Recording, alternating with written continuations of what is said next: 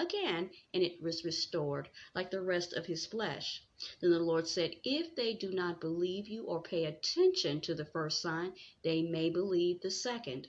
But if they do not believe these two signs or listen to you, you take some water from the Nile and pour it on the dry ground, and the water you take from the river will become blood on the ground.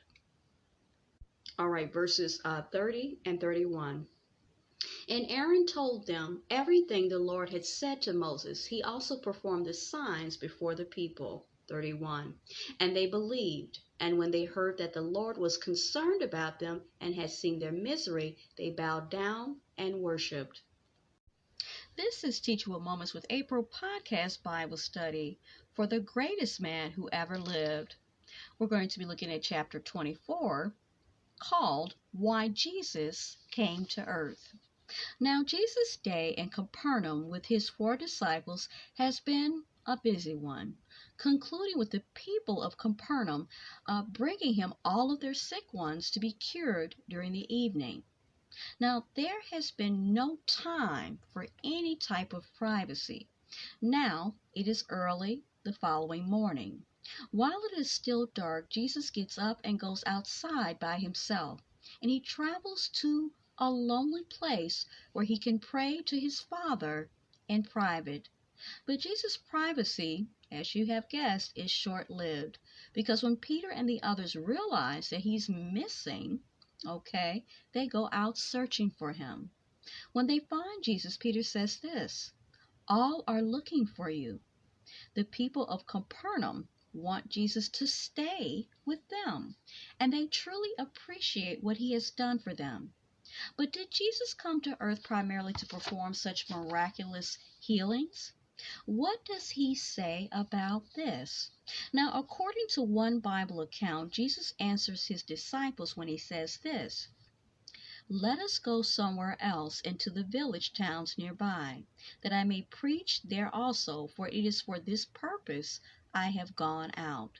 Even though the people urged Jesus to stay, he tells them this, also to other cities I must declare the good news of the kingdom of God, because for this I was sent forth. Yes, Jesus came to earth particularly to preach about God's kingdom, which will vindicate his Father's name and permanently solve all of human ills. However, to give evidence that he is sent by God, Jesus performs these miraculous healings. So the primary, the secondary. In the same way, Moses, centuries before, performed miracles to establish his credentials, if you will, as God's servant. Now, when Jesus leaves Capernaum to preach in other cities, his 4 disciples go with him. These 4 are Peter and his brother Andrew, and John and his brother James.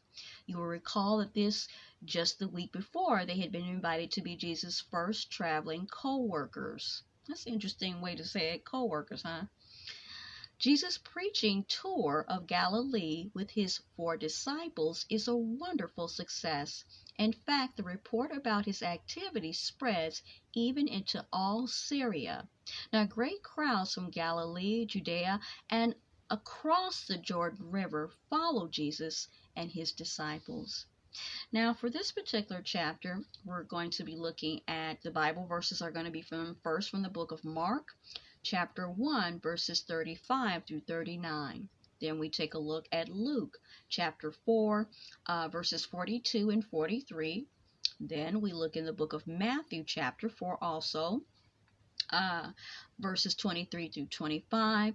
And then lastly, we look at the book of Exodus, chapter 4 also, verses 1 through 9, and then verses 30 and 31. This chapter also has 3 questions. 3 seems like the magic number, huh? The first question is, what happens the morning after Jesus' busy day at Capernaum? Number 2. Question number 2.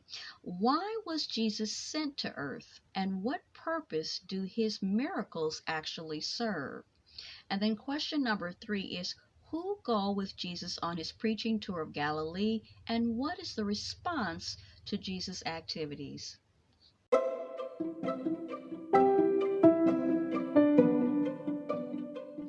You were just listening to Teachable Moments with April podcast. I truly hope you enjoyed this episode.